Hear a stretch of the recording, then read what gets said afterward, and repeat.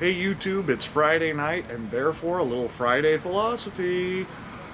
I spent all week planning on talking about something else, and then I did 8 hours of human resources job training today and changed my perspective on life. First things first, got a little haunted bookshop tonight in my Luca Venetti, and enjoying that very much. It's nice and cool here this evening. And where would I be would I not have a little scotch to go with tonight's chat? But here's the deal. I'm old. I mean, I'm 39 years old. I'm not old. I'm old. I sat through HR training today, talking about sexual harassment and diversity in the workplace and the histories and the whatnots of the place that I am now working, and I felt like a dinosaur. And no doubt I looked like one too. There were 7 of us in training. I was the senior by, 8 years for sure, probably closer to 10. And I have not worked in a corporate style environment for 15 years for sure, but the case could be made. I kind of worked there when I worked for my small town newspaper. It was kind of corporate, but not really. First time I've had to go through this in some time. And I looked around that room and I thought, who the hell are these young whippersnappers?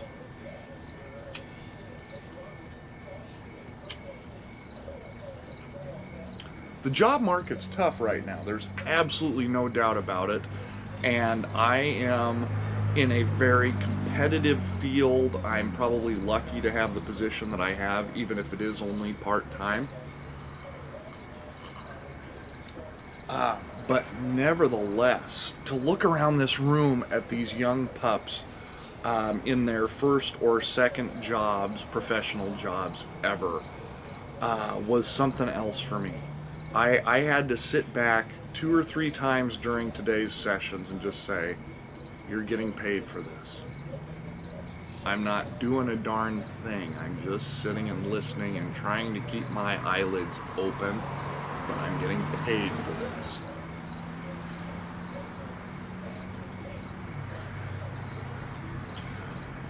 Many, most, all, you guys have been through this. You know what I'm talking about, but I am now crossing a threshold that I did not see coming. And like I say, I'm a dinosaur in this new world, in this new white-collar business arena, where I am now the old, experienced guy in the room. And it's crazy. I didn't see myself in this position. I didn't see this coming. It kind of hit me today. Now, I feel I'm awfully good at what I do, and I also feel I can overcome any hurdles that come my way. I'm not competing against anyone anymore. I've got the job. So that's not the hard part. But adapting to this modern environment of constant inclusiveness and safe spaces and watching where I step, what I say, who I say it to, that is the new part to me. And if you've watched my videos, you know that I don't step too far out of bounds, or at least you can presume as much. I am generally pretty chill and pretty careful about what I say in almost any conversation. But after today, I'm like, man, I got a lot to learn. The modern current work environment is so uber sensitive that it's going to take some time for this old dog to learn the new tricks. And again, I'm 39 years old. I'm not ancient, but again, the environment has changed so much on me over the last 10 years, again, since I was in a moderately corporate environment, but certainly 15 since I left the last truly corporate environment, that my head was spinning today.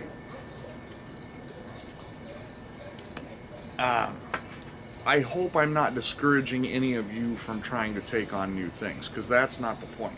I think the larger point is, one, I'm going to survive and I'm going to do just fine, and you certainly can do the same if you're looking for a job change or an upgrade or whatever. The market has not passed me by necessarily. I just was not necessarily ready for what I stepped into today. And politically correct stuff was kind of starting to get out of hand in the 2000s, but now we're in 2017 and I just, whoa, okay. So no to lots of things that used to be acceptable. And I'll just leave it at that, and I'm going to have to adjust and move on.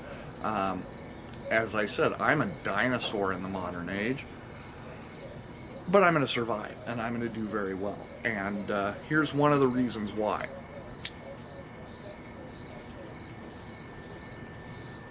First of all, my supervisor, very sweet woman, says to me, "Are you taking a notebook so you can journal?"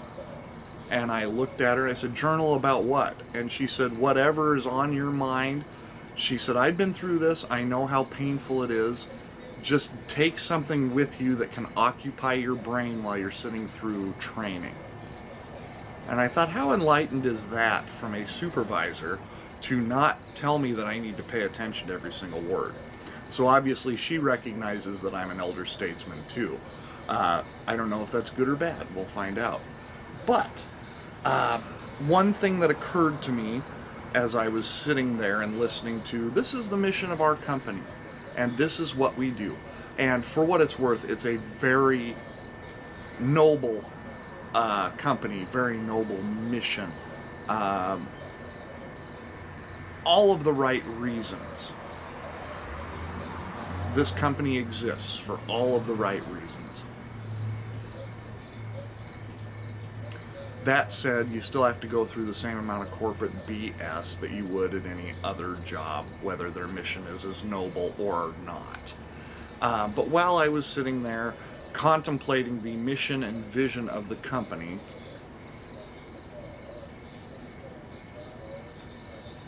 it also occurred to me, why don't we as individuals craft mission and vision statements? I will be the first one to stand up and call bullshit on strategic planning. Because strategic planning in most organizations, in most companies, does not work because it requires buy-in from all of the employees. That said, a mission statement crafted by an individual for an individual carries only the weight of the person who wrote it. And it again occurred to me, why don't we, each of us, craft a mission and vision statement? And if you don't know exactly what I'm talking about, a vision statement outlines the end goal, whereas the mission statement describes how you attain that end goal. So as I was sitting there not listening to what was going on around me, because I'm that kind of guy, a dinosaur as I've already pointed out, I crafted my own mission statement. I do have it written here. I actually wrote 2 pages full of stuff, which may materialize later, but my personal mission statement is to better my community through volunteer and non-volunteer activities while building toward a secure future for myself. And I will break this out just very briefly because there's a lot that's said there, and this is the beauty of mission and vision statements, is all of the layers of meaning underneath, because everything is written so broad as to allow for some leeway. But to better my community through volunteer and non-volunteer activities. Well, the non-volunteer activities is easy. That's the stuff I actually get paid for. That's my jobs. The volunteer activities, I've always been interested and active in my local community and want to continue to do that, at least at some level. So that encompasses that first part, while building toward a secure future for myself. Now here's the tricky piece of all of this.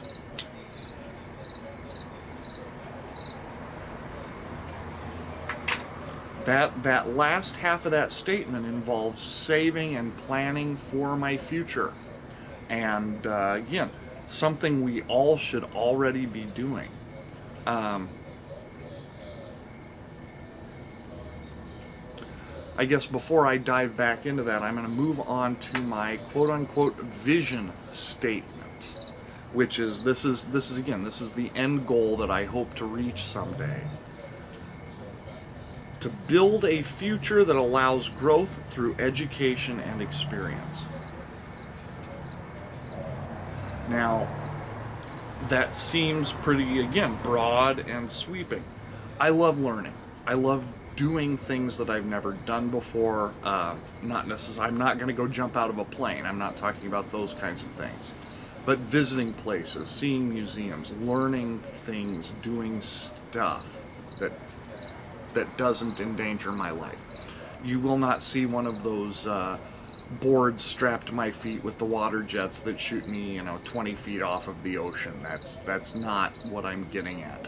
I'm talking about scenic tours, hiking, adventures, seeing new places, maybe traveling overseas to my brothers in England, who knows. But to do that, again, I have to have some financial security that I do not currently have. So to go back to that mission statement and the tail end of building toward a secure future for myself. I suck at saving money. I mean, let's just say what it is. That has historically been an issue for me. And I'm not alone in that, I know. But I'm just wondering if I had crafted a mission statement for myself fresh out of college, would things be different now? Probably not. It's full of conjecture. Who knows?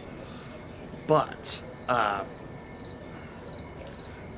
when you have a mission statement in a corporate environment, anything that does not directly contribute to that mission statement is counterproductive to the end goal, right?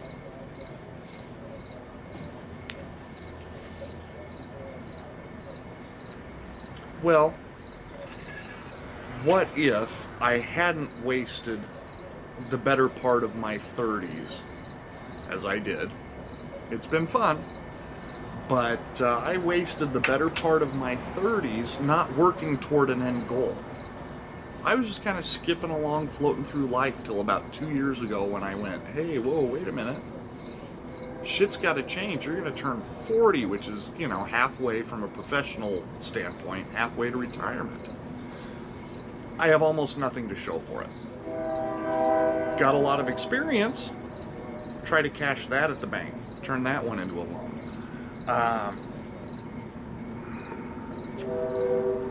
If any of us had crafted a mission statement fresh out of high school, college, whatever, would we have made all the same decisions?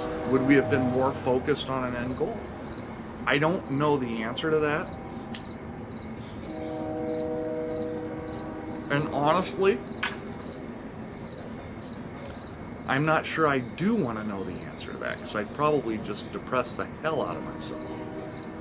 But moving forward, I do feel like I'm going to print out a little poster with my own mission and vision statements that I have to make sure that I see before I leave my house every day.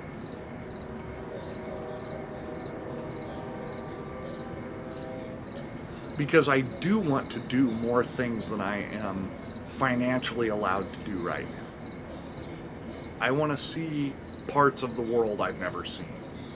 I'm not going to be so bold as see the world. I have friends that travel all over the world, and they enjoy it very much. I don't think that's for me. But there's places I would like to see. And if I don't start being proactive about it, how's that ever going to happen? And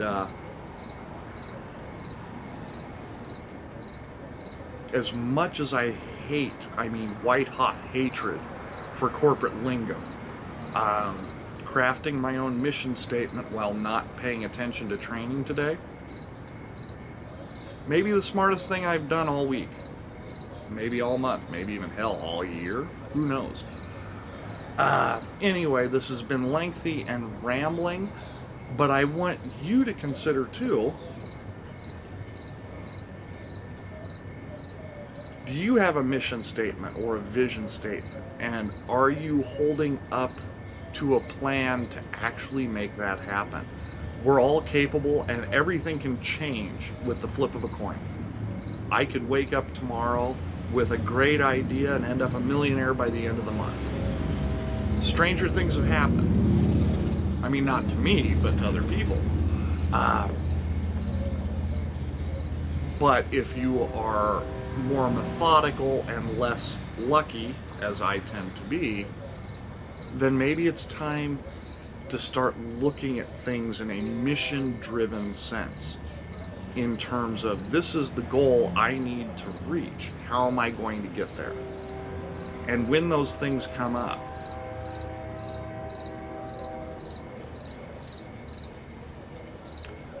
you know, are you going to take that extra night out during the week, or spend that extra money on whatever that item may be, those things may be?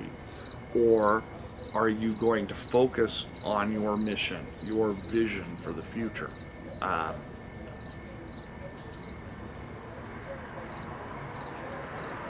Again, I really struggle with this because I hate corporate speak. I hate mission statements and vision statements in the sense that, again, it requires an entire organization to buy in to make it successful.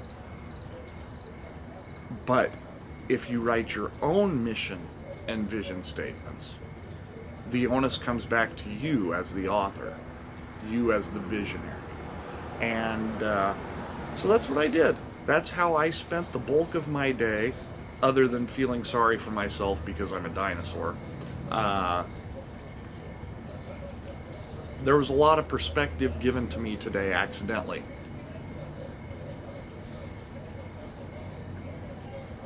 And maybe more than anything, the reality is, I don't want to spend the last 20 years of my working life strapped to a chair, being whipped and chained over deadlines. It's a reality of my particular world right now. But with a little bit of planning and a little bit of execution, it doesn't have to be that way forever.